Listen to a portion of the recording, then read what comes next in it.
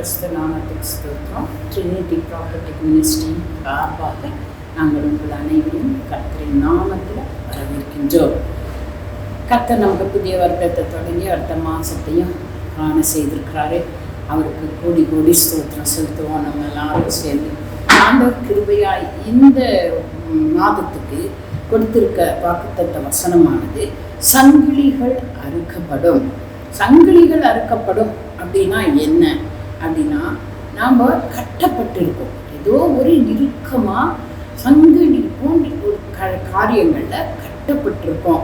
சங்கிலி கட்டப்பட்ட நிலைமை. சங்கிலி கட்டப்பட்ட நிலைமைன்னா என்ன? சுயமாக நம்மளால் ஒன்றும் செய்ய முடியாது, ஒன்றும் கை கால் அசைக்க முடியாது, எதுவும் பண்ண முடியாது, நடக்க முடியாது. நம்மளால எதுவும் செய்ய முடியாதபடி கட்டி வச்சிருக்கோம். மற்றவங்க தான் நம்மளை ஆளுகை செய்வாங்க, மற்ற காரியங்கள் தான் நம்மளை ஆளுகை செய்யும். இதுதான் ஒரு சங்கிலியால் கட்டப்பட்ட அனுபவம்.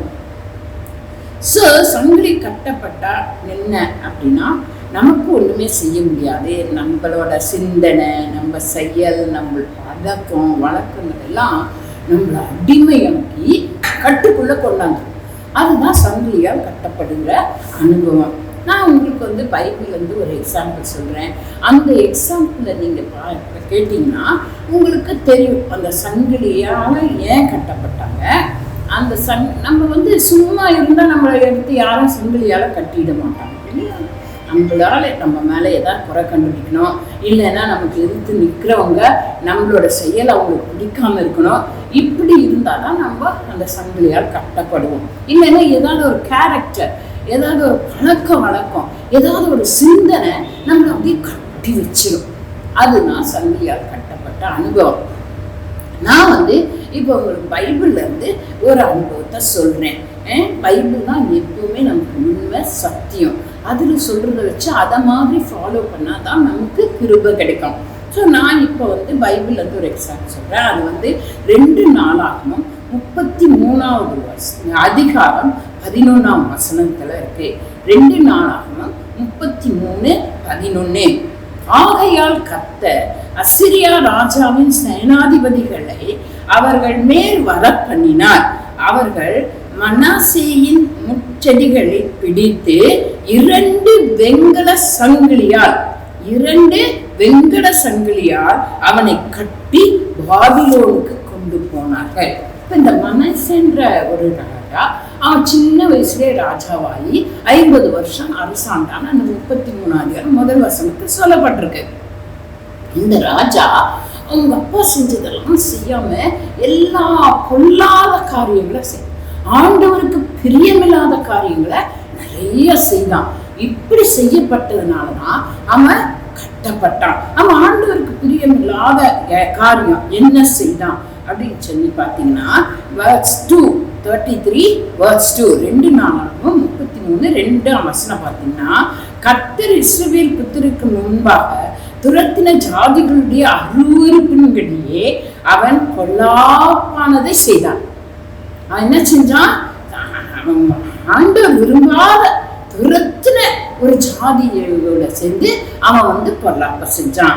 அப்புறம் என்ன சொல்லியிருக்குன்னா, verse 6 அதுலயே 6வது வசனத்தை பார்த்தீங்கன்னா, அவன் இனாம் குமாரனை பள்ளத்தாக்கில் தன் குமாரரை தீமிதிக்க பண்ணினான், நாள் பார்க்க வச்சான், பிள்ளி சூனியங்களை அனுசரிச்சான், அஞ்சனம் பார்த்தான், குறி சொல்லுதல கேட்டான். அப்படி கர்த்தருக்கு கோபம் உண்டாக்குற இந்த காரியங்கள் எல்லாம் செய்யும். என்னென்ன செஞ்சான்? குறி கேட்டான். நல்ல நாளா இது கெட்ட நாளா? நம்ம பைபிள் படி என்னங்க, ஆண்டவரால் அழைக்கப்பட்ட எல்லா நாளும் நல்ல நாள். இதுல என்ன பண்றாங்க?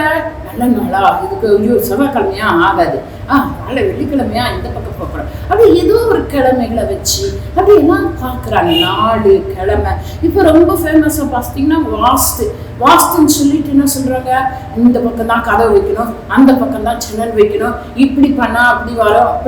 அப்படியெல்லாம் கிடையவே கிடையாது. தேவனால் உண்டாக்கப்பட்ட எல்லா காரியமும் ஆசீர்வாதமான காரியங்கள். அதை நம்ம ஒதுக்குறதுக்கு ஒன்றும் இல்லை. அதனால நம்ம வெயில் வராது, குளிர் அடிக்கும், இப்படி இந்த திசை பார்த்து வைப்போம், அப்படி வேணா வைக்கலாமே தவிர வாஸ்து பார்த்து இதுதான் நன்மை உண்டாக்கும் அது தீமை உண்டாக்கும் அப்படி வைக்க கூடாது. அப்புறம் குறி பார்க்கறது, குறி சொல்றது, ஜோசியம் பார்க்கறது, அந்த மாதிரி எல்லாம் காரியங்கள். அதே போல கெட்ட நேரம் நல்ல நேரம் அப்படி பார்க்கறது, அதே மாதிரி இந்த தீ மிதிக்கிறது, இந்த காரியங்களை எந்த ஆண்களும் கஷ்டப்படுத்தி நன்மையை தர மாட்டாரு. நம்மளுக்கு நன்மையான காரியங்களை சுலபமாய் நாம் ஜெபிச்சாலே பெற்றுக்கொள்ள முடியும். அப்படியெல்லாம் நம்ம ஆண்டவருக்கு இதெல்லாம் என்ன பண்ணுச்சான், தேவனை கோபம் முடிச்சு. ஆண்டவருக்கு கோபம் உண்டாங்க. அந்த வசனத்துல கடைசியில் என்ன சொல்லு, கர்த்தருக்கு கோபம் உண்டாக்க அவரோட பார்வைக்கு பொல்லாதவைகள் செய்யும். மனசே என்ன பண்ணா, ஆண்டவர் பார்வைக்கு பொல்லாத காரியங்கள் செய்தான், ஆண்டவருக்கு விருப்பம் இல்லாத காரியங்கள் செய்தான். தேவன் குறித்ததை மாத்தி போட்டான், அவங்க அப்பா செஞ்சதெல்லாம் எடுத்து போட்டான். இப்படி அவன் ஆண்டவருக்கு ரொம்ப கோபம் ஊட்டிட்டான். அப்படி கோபம் ஊட்டினோன்னு ஆண்டவர் என்ன பண்ணிட்டாரே, அவனை சங்கிலியால் கட்டப்படுவதற்கு இடம் கொடுத்துட்டாரே. வயசு 12 அதே அதிகாரத்துல 12ஆம் வசனம் பார்த்தீங்கன்னா, இப்படி அவன் நெருக்கப்படுகையில் இப்ப என்னாச்சு, இவன் இந்த மாதிரி ஆண்டவருக்கு விரோதமா தப்பு செஞ்சு கோபம் உண்டாக்குனதுனால அந்த ராஜாக்கள் என்ன பண்ணாங்கன்னா, ஆண்டவர் என்ன பண்ணாருன்னா அனுமதிச்சிட்டாரு. என்னத்துக்கு அனுமதிச்சிட்டாரு, அவனை சங்கிலியால் கட்டப்பட அனுமதிச்சிட்டாரு. தேவனை கோபம் உண்டாக்க கூடாது, ஆண்டவருக்கு பிரியமில்லாத காரியங்கள் செய்யக்கூடாது, ஆண்டவர் உருவாக்கின காரியங்களை நம்ம தப்பா எண்ணக்கூடாது. இப்படி கோபம் உண்டாக்கப்பட்டா நம்ம என்ன செய்வோம், சங்கிலிகளால் கட்டப்பட்ட அனுபவத்துக்கு போயிடுவோம். ஆமாங்க, நாம குறி சொல்றத காட்டல, புலிசூனியத்தை நம்பல, இசைவினைய வைக்கல, யாருக்கும் புலிசூனியம் பண்ணல, இந்த காரியங்கள் எல்லாம் செய்யல. ஆனா நாம என்ன செய்யறோம், கோபப்பட்டுருவோம், ரொம்ப அப்படியே மற்றவங்களை புகழ்ச்சி வேணும்னு நினைக்கிறோம். அந்த சில சில சின்ன காரியங்கள்ல கூட நம்ம ஒரு தாழ்மை இல்லாம நம்ம என்ன செய்யறோம், கர்வமா இருக்கிறோம். நமக்கு ஆண்டவர் கொடுத்த ஆசீர்வாதங்களை நம்ம தாழ்மையா ஏற்றுக்கொள்ளாம இது கர்த்தரால் வந்தது என்று நினைக்காம நம்ம என்ன செய்யறோம், கர்வமா எல்லாம் என்னால ஆயிடுச்சு, நான் இப்படி செஞ்சேன், இவ்வளவு புத்திசாலித்தனமா நான் நடந்துட்டதுனாலதான் எனக்கு இது கிடைச்சது அப்படின்னு சொல்லி ரொம்ப கர்வமா பெருமையா இருந்தோம்னா ஆண்டவர் நம்மளை உயர்த்த மாட்டாரு. நம்மளோட சிந்தனைகள் கட்டி போட்டு, நம்மளுடைய எண்ணங்கள் கட்டி போட்டுரும் நம்மள. அப்படி இந்த ராஜா ஆயிடுச்சு, இந்த மனசையை கட்டி போட்டாச்சு. கட்டி 2 சங்கிலிகளால் சொல்லியா, எப்படி 2 வெண்கல சங்கிலிகளால் அந்த அசிரியா ராஜா வந்து மனாசேய கட்டிட்டான். இப்ப இவ்வளவு வேதனை அவனோட ஊருக்கு கொண்டு போயிட்டான், பாபிலோனுக்கு கொண்டு போயிட்டான். அப்போ ரொம்ப வேதனையான ஒரு காரியம் இல்லையா, கட்டப்பட்ட எப்படி இருக்குங்க, இறுக்கி, அதுவும் சங்கிலியால, ஒரு கயிறுனால இல்ல, ஒரு துணினால இல்ல, ஒரு சங்கிலி, இரும்பு வெண்கல சங்கிலினால. அப்ப அவனுக்கு ரொம்ப வேதனை, தாங்க முடியாத வேதனை. அப்ப இந்த வேதனை ஏன் வந்தது, யோசிச்சு பார்த்தான், நினைச்சு பார்த்தான். ஓ, நம்ம ஆண்டவருக்கு விரோதமாய் நடந்து அவரை கோபம் ஊட்டிட்டோம், ஆண்டவருக்கு விரோதமாய் நடந்து அவரை கோபம் ஊட்டிட்டோன்னு அவன் உணர்வடைந்தோன்னு verse 12 பாத்தீங்கன்னா, இப்படி அவன் நெருக்கப்படுகையில் தன் தேவனாகிய கர்த்தரை நோக்கி கெஞ்சி தன் பிதாக்களின் தேவனுக்கு முன்பாக மிகவும் தன்னை தாழ்த்தினான். அப்பா, நான் தப்பு பண்ணிட்டேன்ப்பா, அப்பா நான் தப்பு பண்ணிட்டேன், எனக்கு தெரியல, என்னோட அப்பா அம்மாவோட தேவனை குறித்து எனக்கு தெரியல, நான் அவரோட காரியங்களை எதிர்த்து நின்று அவரை கோபப்படுத்திட்டேன் அப்படின்னு சொல்லி அவன் வந்து அப்படியே கெஞ்சிறான், தன்னை ரொம்ப தாழ்த்துறான். அவன் தன்னை ரொம்ப தாழ்த்தின உடனே என்ன ஆகுது, ஆண்டவர் மனது. அப்படிதாங்க நம்ம சாமி, நம்ம தப்பு பண்ணிடுறோம். சில சமயம் ஏதோ ஏமாந்து ஃப்ரெண்ட்ஸோட சேர்ந்து எங்கேயோ போயிடுறோம், தப்பு பண்ணிடுறோம், எல்லாம் பண்ணிடுறோம். ஆனா நீ கெஞ்சி மன தாழ்மையோட, அப்பா தெரியாம செஞ்சுட்டேன் அப்படின்னு மன தாழ்மையோட வந்து நீ ஆண்டவர் இடத்துல கேட்டினா கட்டாயமா மனதுருகிற இயேசு கிறிஸ்து உன்னை மன்னிப்பாரு, உன்னை கிருபையா ஏற்றுக்கொள்வாரு. அதுக்கு பின்னால நீ அந்த தப்ப செய்யக்கூடாது. அதுதான் அவரோட condition. Don't do it again. Get rid of your mistakes.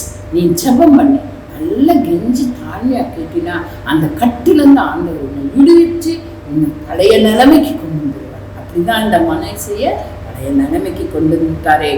அப்பா அவன் அந்த கெஞ்சுதலுக்கு இறங்கி 13ஆம் வசனம் அவன் கெஞ்சுதலுக்கு இறங்கி அவன் ஜெபத்தை கேட்டு அவனை திரும்ப எருசலேமுக்கு தன் தேவனுடைய ராஜ்யத்தில் வர பண்ணினார்.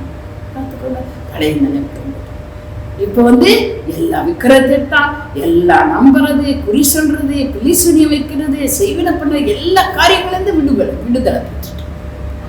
ஏன் எப்படி தப்பு செஞ்சான்? சங்கிலிகளால் தண்டனை கிடைச்சது. சங்கிலிகளால் கட்டப்பட்டு அவன் கெஞ்சினான், ஜெபிச்சான், மன்றாடி தாழ்மையா தன்னை தாழ்த்தி ஆண்டவர் இடத்துல கொடுத்தான். தேவன் அவன் அப்படிதாங்க. எந்த தப்பா இருக்கட்டும், தெரியாம செஞ்சிட்டீங்களா, கெஞ்சுங்க, முட்டி போடுங்க, ஜெபிங்க, கண்ணீர் விடுங்க, ஆண்டவர் விடுதலையாக்குவார். திரும்பவும் அதை செய்யாதீர்கள். சரியா? நம்ம ஜெபம் பண்ணலாமா? ஏசப்பா, ஒரு சங்கிலியால் கட்டப்பட்ட அனுபவத்துல என்னென்ன பிள்ளைங்கள் இருக்கிறாங்க, எது வேணா இருக்கலாம் சுவாமி. யாரோ பார்த்து ஏமாந்துட்டாங்க, யாரோ பின்னால போகணும்னு நினைக்கிறாங்க, எங்கேயோ அம்மா அப்பாவை விட்டுட்டு ஓடிடணும்னு நினைக்கிறாங்க. ஆண்டவரே, எப்படியாவது தப்பிக்கணும், இவங்க பேசுற பேச்சுகள் பிடிக்கலன்னு நினைக்கிறாங்க. ஆண்டவரே, கர்த்தாவே, தப்பு பண்ணிட்டோன்னு உணர்றாங்க. ஆண்டவரே, அந்த தப்பிதங்களை நீங்க மன்னித்து அவங்கள கட்டி இருக்கிற கட்டுகளை நீங்க அறுத்து போட்டு ஆண்டவரே அந்த பிள்ளைகளை உங்களுக்கு சொந்தமாக்கி கொள்ளுங்கப்பா. உங்களுக்கு சொந்தமாக்கி கொள்ளுங்க. நீங்க எல்லாரையும் நேசிக்கிற தேவன், பாவிகளுக்காக தானே வந்தீங்கப்பா. அந்த பாவிகளை நீர் மன்னிச்சு மனம் திரும்பி ஏற்றுக்கொள்ளும்படியா உங்க வல்லமையுள்ள இயேசு கிறிஸ்துவின் நாமத்துல கெஞ்சி கேட்கிறோம் சுவாமி. ஆமென். God bless you.